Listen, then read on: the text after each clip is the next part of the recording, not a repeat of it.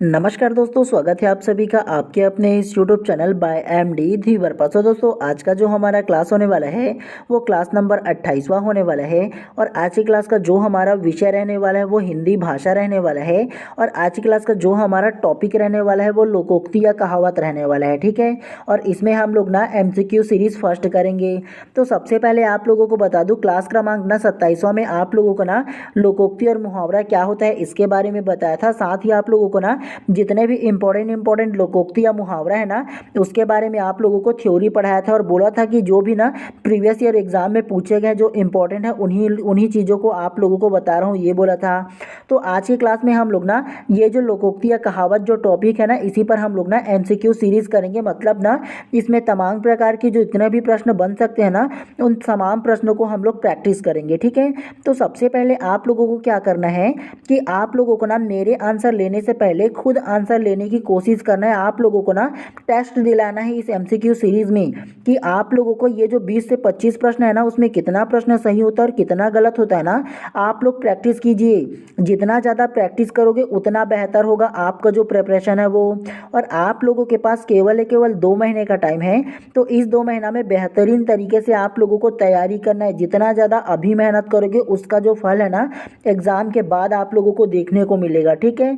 और CG TET exam में ना अगर मैं ना क्वालिफाइंग का रेशियो आप लोगों को बताऊं ना तो 2024 में कितने लोग फॉर्म फिल किए थे, तो 4 लाख लोगों ने ना 2024 में फॉर्म फिल किए थे। और इसका पासिंग मार्क्स बताओ कितने लोगों ने पास किया था 4 लाख में से, मात्र 20%। तो 4 लाख का 20% अगर निकालोगे तो 80,000 लोगों ने ना केवल क्वालिफाई किया था सीजी टेट एग्ज़ाम को। जबकि सीजी टेट एग्ज़ाम में माइनस मार्किंग है ही नहीं, तब मुश्किल से जो पासिंग का रेशियो है वो 20% है। 80,000 लोगों ने केवल पास आउट हुआ था, बाकी 3,20,000 लोग फेल हो गए थे। आपका मेरे को बताना डीमोटिवेट करना नहीं है मेरा मकसद, आप लोगों को अवेयर करना है कि आप लोग हल्के में बिल्कुल भी नहीं लीजिएगा आप लोग, ठीक है। क्योंकि इससे भी ना और पहले जो एग्ज़ाम हुआ था 2024 से पहले और रेशियो बहुत गंदा है। गंदा का मतलब ये कि 2000 ना और जो 22 में एग्ज़ाम हुआ था ना उसमें 16% लोगों ने क्वालिफाई किया था। तो इसीलिए बता रहा हूँ अच्छे से तैयारी कीजिए, 2 महीने का टाइम है, बेहतरीन तरीके से पढ़िए। और अपने आप को ना ये जो 20% लोगों हैं ना उनमें शामिल कीजिए, ना कि आप लोगों को 80% लोगों में करना है। समझ गए आप लोग। तो अच्छे से आप लोगों को प्रैक्टिस करना और किसी भी प्रकार से पढ़ने पे कोताही नहीं बरतना है आप लोगों को। तो चलिए, आप लोगों से मैं उम्मीद करूंगा ना कि आप लोग ना मेरे आंसर लेने से पहले खुद आंसर लेना और बताना है कि इन तमाम प्रश्नों में ना कितना आंसर आप लोगों को सही और कितना गलत हुआ, ये आप लोग एक बार कमेंट करके जरूर बताइएगा, ठीक है। और चैनल पे नए होंगे ना तो अवश्य सब्सक्राइब कर लेना, क्योंकि आप जब सब्सक्राइब करते हो तो मेरे को मोटिवेशन मिलता है जी कि आप लोगों को ना इन कम दिनों में और बेहतरीन तरीके से आप लोगों को पढ़ूं, अच्छा जो क्वेश्चन है वो लेकर के आऊँ। चलिए, ज़्यादा देर ना करते हुए ना प्रश्न क्रमांक फर्स्ट को ध्यान से पढ़िए। लोकोक्ति क्या है? ऑप्शन ए वाक्यांश, ऑप्शन बी पूरा वाक्य, ऑप्शन सी पल्लवन या ऑप्शन डी व्याख्यान। तो क्या इसका आंसर होगा बताइए सबसे पहले आप। तो प्रश्न क्रमांक 1 का जो करेक्ट आंसर है ना वो आप लोगों का ऑप्शन नंबर बी पूरा वाक्य करेक्ट हो जाएगा। कैसे? लोकोक्ति क्या है? तो लोकोक्ति जो है ना वो पूरा वाक्य है, ये चीज़ आप लोगों को याद रखना है। मैंने आप लोगों को ना अपना जो थ्योरी क्लास था उसमें आप लोगों को बताया था लोकोक्ति के बारे में। तो लोकोक्ति जो है ना वो पूरा वाक्य है। जबकि अगर मुहावरे के बारे में बात करूँ ना तो मुहावरा वाक्यांश होता है, मुहावरा स्वतंत्र नहीं होता है। लेकिन लोकोक्ति जो है वो पूरा वाक्य है और स्वतंत्र रूप से इसका प्रयोग होता है। और मुहावरा का स्वतंत्र रूप से प्रयोग नहीं होता, वो वाक्यांश होता है। कोई ना कोई वाक्य के साथ जुड़ कर ना जो मुहावरे होता है उसका प्रयोग होता है। लेकिन लोकोक्ति एक ऐसा वाक्य है जो पूरी तरह से ना एक वाक्य होता है और अपने आप में स्वतंत्र होता है। तो ये चीज आप लोगों को ध्यान रखना है। तो इस प्रकार से प्रश्न क्रमांक 1 का जो करेक्ट आंसर है ना ऑप्शन नंबर बी पूरा वाक्य करेक्ट हो जाएगा। चलिए नेक्स्ट प्रश्न को पढ़ते हुए चलते हैं। चलिए प्रश्न क्रमांक 2 को ध्यान से पढ़िए। लोकोक्ति का पर्याय है ऑप्शन ए कहावत, ऑप्शन बी नाटक, ऑप्शन सी कविता या ऑप्शन डी मुक्ता। तो क्या इसका आंसर होगा बताइए सबसे पहले आप। तो प्रश्न क्रमांक 2 का जो करेक्ट आंसर है ना वो आप लोगों का ऑप्शन नंबर 1 कहावत करेक्ट हो जाएगा। कैसे?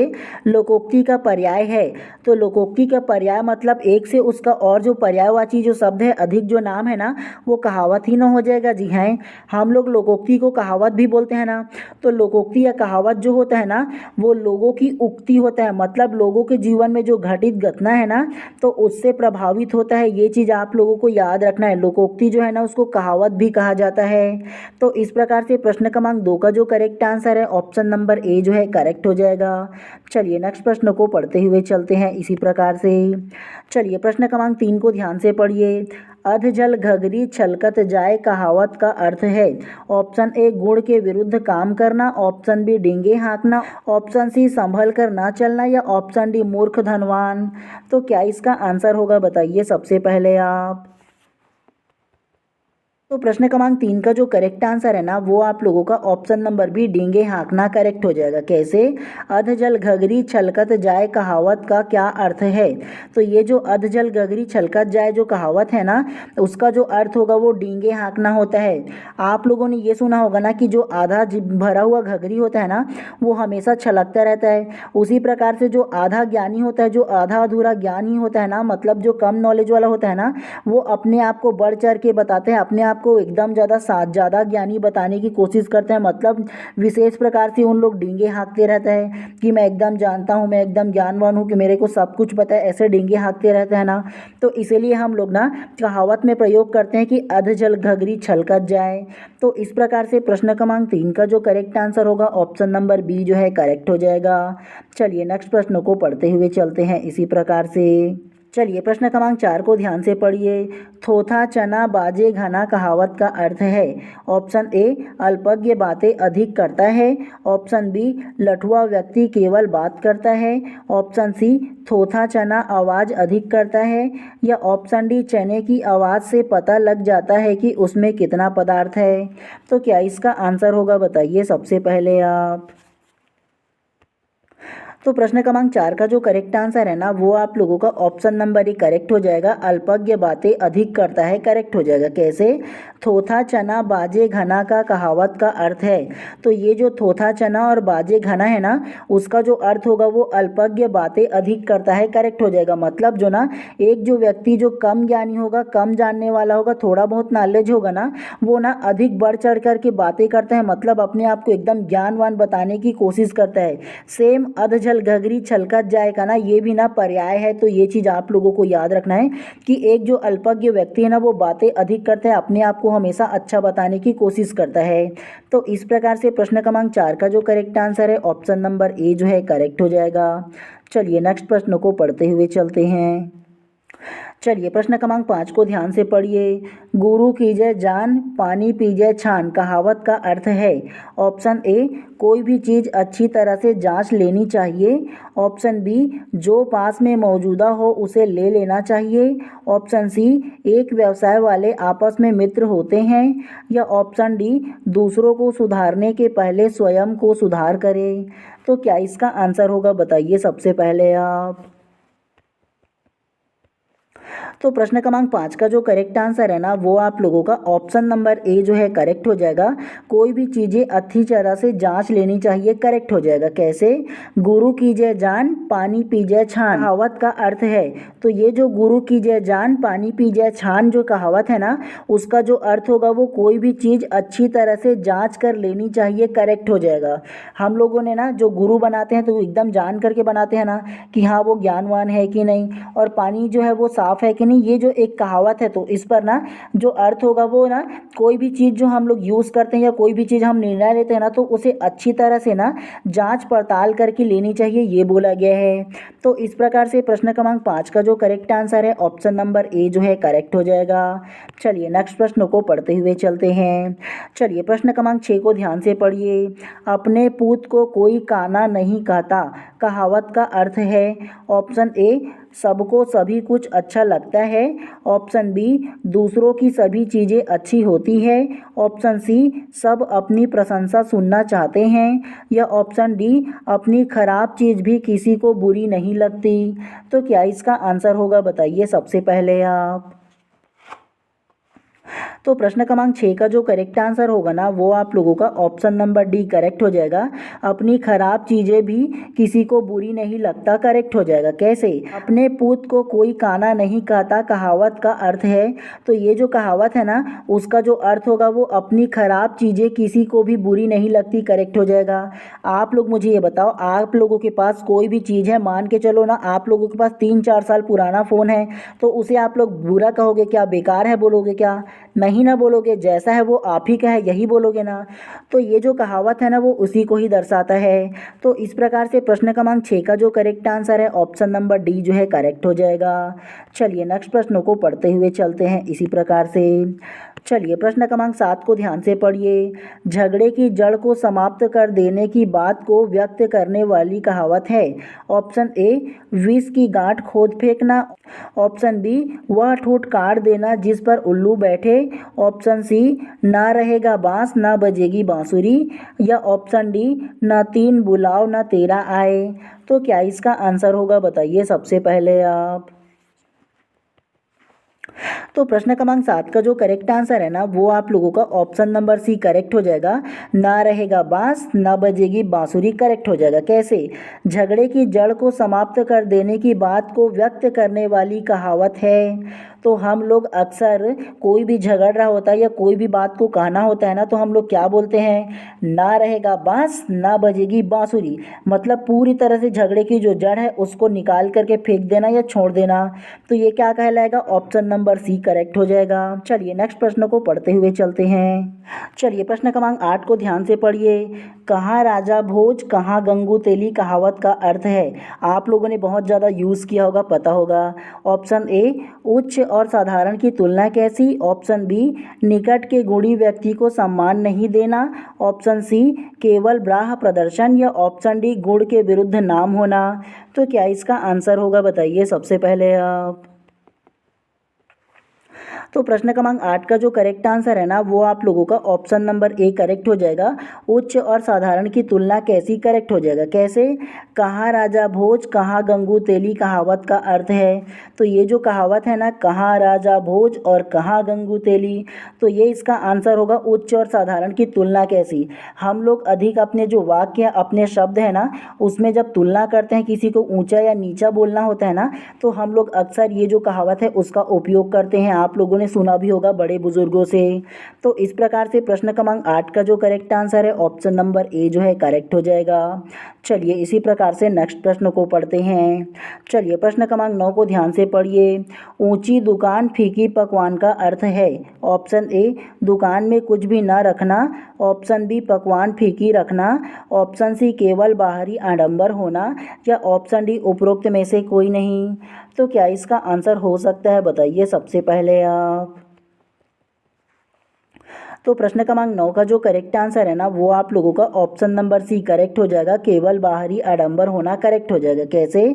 ऊंची दुकान फीकी पकवान, तो ऊंची दुकान फीकी पकवान जो कहावत है उसका अर्थ केवल बाहरी आडंबर ना हो जाएगा। जी हाँ, मान के चलो किसी के पास क्या होगा, थोड़ा बहुत कुछ चीज़ होगा या थोड़ा बहुत ज्ञान होगा, लेकिन वो क्या करेगा, बाहरी आडंबर जो दिखावा है वो सबसे ज़्यादा करेगा। तो इसी के लिए हम लोग कहावत कहते हैं ना, हमारे जो बड़े बुजुर्ग हैं वो खास तौर से बोलते हैं ऊंची दुकान फीकी पकवान, ऐसे वाली जो डायलॉग है ना वो बोलते हैं, आप लोगों ने सुना भी होगा। चलिए नेक्स्ट प्रश्न को पढ़ते हुए चलते हैं इसी प्रकार से। चलिए प्रश्न क्रमांक 10 को अब ध्यान से पढ़िए। धूर्तता अधिक दिनों तक नहीं चल सकती क्योंकि, ऑप्शन ए झूठ के पांव कहाँ, ऑप्शन बी थोथा चना बाजे घना, ऑप्शन सी मियाँ की दौड़ मस्जिद तक, या ऑप्शन डी ना रहेगा बांस ना बजेगी बांसुरी। तो क्या इसका आंसर होगा बताइए सबसे पहले आप। तो प्रश्न क्रमांक 10 का जो करेक्ट आंसर है ना वो आप लोगों का ऑप्शन नंबर ए झूठ के पांव कहाँ करेक्ट हो जाएगी। कैसे? धूर्तता अधिक दिनों तक नहीं चल सकती क्योंकि झूठ के पांव कहाँ, तो झूठ जो लोग बोलते हैं ना तो उन लोगों को पता होता है ना कि ज़्यादा दिन उनका जो झूठ है वो नहीं चल सकता, मतलब धूर्तता अधिक दिनों तक नहीं चल सकता, इसका कहावत के रूप में जानेंगे। तो इस प्रकार से प्रश्न क्रमांक 10 का जो करेक्ट आंसर है ऑप्शन नंबर ए जो है करेक्ट हो जाएगा। उसके अलावा ऑप्शन नंबर बी थोथा चना बाजे घना के मतलब तो आप लोगों को पता होगा ना कि असमर्थ व्यक्ति और बातें अधिक करते हैं तो उनके लिए ये यूज़ किया जाता है। उसके अलावा ऑप्शन नंबर सी, मियाँ की दौड़ मस्जिद तक। तो आप लोगों को पता होगा ना कि मियाँ की दौड़ मस्जिद तक का अर्थ क्या होगा, सीमित क्षेत्रों का होना उसी को कहते हैं। और एक जो इसमें ना जो कहावत होगा उसको हम लोग कुएं का मेंढक भी बोलते हैं, आप लोगों को इसके बारे में भी पता होगा। उसके अलावा जस्ट अभी बताया ना आप लोगों को, ना रहेगा बांस ना बजेगी बांसुरी, मतलब जड़ की समस्या को ही समाप्त कर देना, ये इसका आंसर हो जाएगा। चलिए प्रश्न क्रमांक 11 को ध्यान से पढ़िए। तू डाल डाल में पात पात लोकोक्ति का अर्थ है। ऑप्शन ए दोनों मूर्ख, ऑप्शन बी दोनों चालाक, ऑप्शन सी दोनों विद्वान या ऑप्शन डी दोनों सर्वज्ञ। तो क्या इसका आंसर होगा बताइए सबसे पहले आप। तो प्रश्न क्रमांक 11 का जो करेक्ट आंसर है ना वो आप लोगों का ऑप्शन नंबर बी दोनों चालाक करेक्ट हो जाएगा। कैसे, तू डाल डाल में पात पात लोकोक्ति का अर्थ है। तो ये जो लोकोक्ति है ना, तू डाल डाल में पात पात, तो इसका जो अर्थ होगा वो दोनों चालाक हो जाएगा, एक जैसा होगा वो, ठीक है। तो ये चीज़ इसमें याद रखना है। चलिए नेक्स्ट प्रश्न को पढ़ते हुए चलते हैं इसी प्रकार से। चलिए प्रश्न क्रमांक 12 को ध्यान से पढ़िए। का वर्षा जब कृषि सुखाने लोकोक्ति का अर्थ है। ऑप्शन ए कार्य करने का समय निश्चित करना, ऑप्शन बी हमेशा कार्य करने का अवसर तलाशना, ऑप्शन सी मौका मिलने पर कार्य करना या ऑप्शन डी मौका बीत जाने पर कार्य करना व्यर्थ है। तो क्या इसका आंसर होगा बताइए सबसे पहले आप। तो प्रश्न क्रमांक 12 का जो करेक्ट आंसर है ना वो आप लोगों का ऑप्शन नंबर डी करेक्ट हो जाएगा। मौका बीत जाने पर कार्य करना व्यर्थ है, करेक्ट हो जाएगा। कैसे, का वर्षा जब कृषि सुखाने लोकोक्ति का जो अर्थ है बोले है ना, तो ये जो लोकोक्ति है का वर्षा जब कृषि सुखाने, तो इसका अर्थ होगा वो मौका बीत जाने पर कार्य करना व्यर्थ है, करेक्ट हो जाएगा। और इसी पर हम लोगों का एक और जो लोकोक्ति है वो आता है, आप लोगों को पता होगा, पछताए हो तो क्या जब चिड़िया चुग गई खेत। हम लोगों ने ऐसा भी लोकोक्ति का यूज़ करते हैं ना, पछताए हो तो क्या जब चिड़िया चुग गई खेत, मतलब मौका बीत जाने पर कार्य करना व्यर्थ है, ये भी हो जाएगा इसका।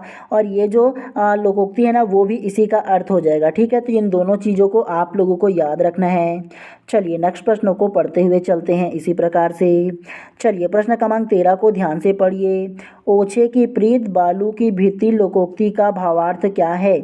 ऑप्शन ए अनाधिकारी को अधिकार देना व्यर्थ है, ऑप्शन बी निम्न विचार वाले से मित्रता उचित नहीं, ऑप्शन सी नीच की मित्रता अस्थायी होती है या ऑप्शन डी अयोग्य व्यक्ति से संबंध बनाना निरर्थक है। तो क्या इसका आंसर हो सकता है बताइए सबसे पहले आप। तो प्रश्न क्रमांक 13 का जो करेक्ट आंसर है ना वो आप लोगों का ऑप्शन नंबर सी करेक्ट हो जाएगा। नीच की मित्रता अस्थायी होती है, करेक्ट हो जाएगा। कैसे, ओच की प्रीत बालू की भीति लोकोक्ति का भावार्थ क्या है। तो ये जो लोकोक्ति है ना, ओच की प्रीत बालू की भीति, तो इसका जो अर्थ होगा वो की मित्रता अस्थायी होती है, करेक्ट हो जाएगा। तो ये चीज़ आप लोगों को इसके बारे में याद रखना है। तो इस प्रकार से प्रश्न क्रमांक 13 का जो करेक्ट आंसर है ना ऑप्शन नंबर सी जो है करेक्ट हो जाएगा। चलिए प्रश्न क्रमांक 14 को ध्यान से पढ़िए। धनी व्यक्ति का सब साथ देते हैं किस लोकोक्ति का अर्थ है। ऑप्शन ए ऊंट के मुंह में जीरा, ऑप्शन बी जिसके पास लाई उसका सब कोई, ऑप्शन सी एक अनार 100 बीमार या ऑप्शन डी इनमें से कोई नहीं। तो क्या इसका आंसर हो सकता है बताइए सबसे पहले आप। तो प्रश्न क्रमांक 14 का जो करेक्ट आंसर है ना वो आप लोगों का ऑप्शन नंबर बी करेक्ट हो जाएगा। जिसके पास लाई उसका सब कोई, करेक्ट हो जाएगा। कैसे, धनी व्यक्ति का सब साथ देते हैं किस लोकोक्ति का अर्थ है। तो ये जो लोकोक्ति है ना, जिसके पास लाई उसका सब कोई, तो ये लोकोक्ति का जो करेक्ट आंसर होगा ना धनी व्यक्ति का सब साथ देते हैं, करेक्ट हो जाएगा। ये चीज़ आप लोगों को याद रखना है। उसके अलावा ऑप्शन नंबर ए ऊँट के मुँह में जीरा, मतलब आवश्यकता से बहुत कम, ये हो जाएगा। उसके अलावा एक अनार 100 बीमार, तो इसका जो अर्थ होगा ना वो आवश्यकता से अधिक मांग, करेक्ट हो जाएगा। चलिए नेक्स्ट प्रश्न को इसी प्रकार से पढ़ते हुए चलते हैं। जितना ज़्यादा अभी आप लोग प्रैक्टिस करोगे ना जी उतना ज़्यादा बेहतर रहेगा आप लोगों के लिए। इसीलिए मैं बार बार कहता हूँ जब तक खुद आंसर नहीं लोगे तब तक कि आप लोगों का बनाना मुश्किल हो जाएगा और एग्ज़ाम सेंटर में कोई भी आप लोगों का सिंगल मदद नहीं करेगा। आप लोगों का क्वेश्चन का आंसर लेने की जो क्षमता है ना वही आप लोगों को अच्छा नंबर अच्छा मार्क्स दिला पाएगा। तो ज़्यादा जरूरी है कि प्रैक्टिस प्रैक्टिस कीजिए आप लोग। चलिए प्रश्न क्रमांक 15 को ध्यान से पढ़िए। जिन ढूंढा तीन पाया गहरे पानी पैठ कहावत का अर्थ है। ऑप्शन ए गहरे पानी में डूबना, ऑप्शन बी गहरे पानी में खोजना, ऑप्शन सी नुकसान होना या ऑप्शन डी परिश्रम का फल मिलना। तो क्या इसका आंसर हो सकता है बताइए सबसे पहले आप। तो प्रश्न क्रमांक 15 का जो करेक्ट आंसर है ना वो आप लोगों का ऑप्शन नंबर डी परिश्रम का फल मिलना करेक्ट हो जाएगा। कैसे? जिन ढूंढा तीन पाया गहरे पानी पैठ, तो ये जो कहावत है ना उसका जो अर्थ होगा वो ऑप्शन नंबर डी परिश्रम का फल मिलना करेक्ट हो जाएगा। ये चीज़ आप लोगों को याद रखना है इसके बारे में। चलिए नेक्स्ट प्रश्न को पढ़ते हुए चलते हैं। चलिए प्रश्न क्रमांक 16 को ध्यान से पढ़िए। निम्नलिखित में लोकोक्ति नहीं है। ऑप्शन ए नाक कटी पर घी तो चाटा, ऑप्शन बी उल्टे छुरे से मुड़ना, ऑप्शन सी आप काज महाकाज, ऑप्शन डी उतावला सो बावला। तो क्या इसका आंसर हो सकता है बताइए सबसे पहले आप। तो प्रश्न क्रमांक 16 का जो करेक्ट आंसर है ना वो आप लोगों का ऑप्शन नंबर बी उल्टे छुरे से मोड़ना करेक्ट हो जाएगा। कैसे? निम्नलिखित में लोकोक्ति नहीं है, तो जो लोकोक्ति नहीं है ना वो ऑप्शन नंबर बी उल्टे छुरे से मोड़ना करेक्ट हो जाएगा। ये चीज़ आप लोगों को याद रखना है। और उल्टे छुरे से मोड़ना जो है ना उसका जो अर्थ बताऊँ ना तो बेवकूफ़ बनाना करेक्ट हो जाएगा। क्या? उल्टे छुरे से मोड़ना बेवकूफ़ बनाना इसका अर्थ होता है। ये चीज़ आप लोगों को इसके बारे में याद रखना है। उसके अलावा ऑप्शन नंबर ए नाक कटी पर घी तो चाटा, इसका अर्थ होगा ना निर्लज होकर कुछ पाना करेक्ट हो जाएगा इसका। उसके अलावा इसका जो अर्थ होगा ना आप काज महाकाज, तो इसका जो अर्थ होगा वो अपना काम स्वयं करना अच्छा होता है, इसका अर्थ हो जाएगा। ये चीज़ आप लोगों को इसके बारे में याद रखना है। ठीक है, चलिए नेक्स्ट प्रश्न को पढ़ते हुए चलते हैं इसी प्रकार से। चलिए प्रश्न क्रमांक 17 को अब ध्यान से पढ़िए। आधा तीतर आधा बटेर का अर्थ है। ऑप्शन ए मूर्खतापूर्ण कार्य, ऑप्शन बी मनचाहा कार्य, ऑप्शन सी भरपेट खाने के लिए न मिलना या ऑप्शन डी पूरी तरह से कोई काम ना होना। तो क्या इसका आंसर होगा बताइए सबसे पहले आप। तो प्रश्न क्रमांक 17 का जो करेक्ट आंसर है ना वो व्यापम के द्वारा इस प्रश्न को विलोपित कर दिया गया है। क्यों? तो सबसे पहले प्रश्न क्रमांक 17 को पढ़िए। आधा तीतर आधा बटेर का अर्थ है, तो आधा तीतर और आधा बटेर का जो अर्थ होगा ना वो सुचारू रूप से नहीं, मतलब कोई भी कार्य सुचारू रूप से नहीं चलना ही करेक्ट हो जाएगा। और इसमें ना उस प्रकार से ऑप्शन नहीं दिया गया है। ठीक है, जिसके वजह से व्यापम ने ना ये जो क्वेश्चन है उसको विलोपित कर दिया गया है। ये चीज़ आप लोगों को याद रखना है इसके बारे में। ठीक है, तो आधा तीतर आधा बटेर का जो अर्थ होगा ना वो सुचारू रूप से नहीं इसका अर्थ हो जाएगा। ठीक है, तो ये चीज़ आप लोगों को याद रखना और चाहो तो नोट करके भी रख लीजिएगा आप लोग। ठीक है, चलिए प्रश्न क्रमांक 18 को ध्यान से पढ़िए। चलता पुर्जा का अर्थ क्या है? ऑप्शन ए ईमानदार, ऑप्शन बी बेईमान, ऑप्शन सी चालाक और व्यवहार कुशल या ऑप्शन डी धूर्त। तो क्या इसका आंसर होगा बताइए सबसे पहले आप। तो प्रश्न क्रमांक 18 का जो करेक्ट आंसर है ना वो आप लोगों का ऑप्शन नंबर सी चालाक और व्यवहार कुशल करेक्ट हो जाएगा। कैसे? चलता पुर्जा का अर्थ क्या है? तो चलता पुर्जा का जो अर्थ होगा ना वो चालाक और व्यवहार कुशल करेक्ट हो जाएगा। ये चीज़ आप लोगों को याद रखना है इसके बारे में। चलिए नेक्स्ट प्रश्न को पढ़ते हुए चलते हैं इसी प्रकार से। चलिए प्रश्न क्रमांक 19 को अब ध्यान से पढ़िए। ओखली में सिर दिया तो मूसलों से क्या डर कहावत का अर्थ है। ऑप्शन ए केवल ब्राह प्रदर्शन, ऑप्शन बी काम करने पर उतारू होना, ऑप्शन सी एक काम से दूसरे काम का हो जाना या ऑप्शन डी अधिक लाभ। तो क्या इसका आंसर होगा बताइए सबसे पहले आप। तो प्रश्न क्रमांक 19 का जो करेक्ट आंसर है ना वो आप लोगों का ऑप्शन नंबर बी करेक्ट हो जाएगा। काम करने पर उतारू होना करेक्ट हो जाएगा। कैसे? ओखली में सिर दिया तो मूसलों से क्या डरे कहावत का अर्थ है। तो ओखली में सिर दिया तो मूसलों से क्या डरे, तो इसका जो अर्थ होगा वो काम करने पर उतारू होना। ये चीज़ आप लोगों को याद रखना है, इसका करेक्ट आंसर हो जाएगा। और आप लोगों को ना ये जो प्रश्न क्रमांक 19 है ना उसमें एक चीज़ आप लोगों को बता दूँ, व्यापम के एग्जाम में ना ऑप्शन नंबर बी को ही लिया गया था, लेकिन ना ये जो कहावत है ना उसको पढ़ने के बाद ना इसका अर्थ जो है ना मेरे को कुछ और लग रहा है। क्या लग रहा है? ओखली में सिर दिया तो मुसलों से क्यों डरे। इसका अर्थ मेरे को ये लगता है कि अगर मैं एक बार काम करने को स्टार्ट कर दिया तो फिर परिणाम की क्या चिंता करूं। एक बार काम शुरू कर दिया तो परिणाम की कोई चिंता नहीं रहनी चाहिए, ये इसका करेक्ट आंसर होना चाहिए था, लेकिन इसमें ऑप्शन में दिया ही नहीं गया है और व्यापम के द्वारा ना ऑप्शन नंबर बी को ही लिया गया है, तो हम लोग इसी को ही लेंगे। ठीक है, तो ये चीज़ आप लोगों को अलग से याद रखना है। चलिए नेक्स्ट प्रश्न को पढ़ते हुए चलते हैं। चलिए प्रश्न क्रमांक 20 को अब ध्यान से पढ़िए। ना उधो का लेना ना माधो का देना का अर्थ है। ऑप्शन ए अपने काम से काम रखना, ऑप्शन बी दूसरों के काम में अड़ंगा डालना, ऑप्शन सी कोई काम नहीं करना या ऑप्शन डी सबके साथ सहयोग करना। तो क्या इसका आंसर होगा बताइए सबसे पहले आप।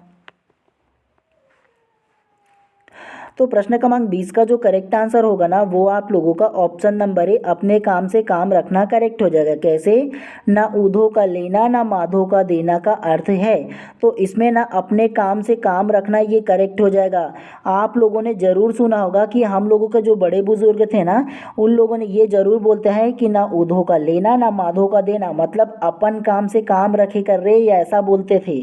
आप लोगों ने सुना भी होगा अपने जो बड़े बुजुर्ग अपने दादा दादी हैं उनके मुंह से, है ना। मैंने भी सुना है तो इसलिए आप लोगों को बता रहा हूँ। ठीक है, तो इस प्रकार से प्रश्न क्रमांक 20 का जो करेक्ट आंसर है ना ऑप्शन नंबर ए जो है करेक्ट हो जाएगा। तो चलिए आप लोगों को ना केवल ना 20 प्रश्न ही इस क्लास में आप लोगों को पढ़ना था। के बाद जब मैं नेक्स्ट क्लास लाऊंगा ना तो उसमें आप लोगों को ना रैपिड फास्ट क्वेश्चन में ना 30 क्वेश्चन कम से कम और लेकर के आऊँगा, क्योंकि ना अब ना आप लोगों को जितना ज़्यादा प्रैक्टिस करोगे ना क्वेश्चन का ना उतना ज़्यादा आप लोगों का बेहतर तरीके से तैयार होगा और आप लोगों का जो क्वेश्चन से आंसर लेने का जो स्किल है ना वो बढ़ेगा, आप लोगों का जो डिसीजन शक्ति है ना वो बढ़ेगा। तो इसीलिए ना अब आप लोगों का ना जो MCQ सीरीज़ है, मैराथन सीरीज़ है ना, धीरे धीरे आप लोगों का बढ़ाते जाऊंगा और जो जो टॉपिक पढ़ाऊंगा ना उसमें ज़्यादा से ज़्यादा आप लोगों को क्वेश्चन कराते जाऊंगा। ठीक है, चलिए आज की क्लास को यहीं पर समाप्त करते हैं और अगर आप लोग चैनल पर नए होंगे तो चैनल को बिल्कुल सब्सक्राइब कर दीजिए और बेल आइकन को दबा दीजिए, क्योंकि जब भी आप लोग चैनल को सब्सक्राइब करते हो ना तो मेरे को मोटिवेशन मिलता है जी कि मैं आप लोगों को और अच्छे से अच्छा क्लास ला पाऊँ। तो इसके लिए ज़्यादा जरूरी कि आप चैनल को सब्सक्राइब कर दो, उसके अलावा और कुछ भी नहीं बोलता आप लोगों से। ठीक है, चलिए मिलते हैं इसी प्रकार से नेक्स्ट क्लास में। आप सभी लोगों का दिन शुभ एवं मंगलमय हो।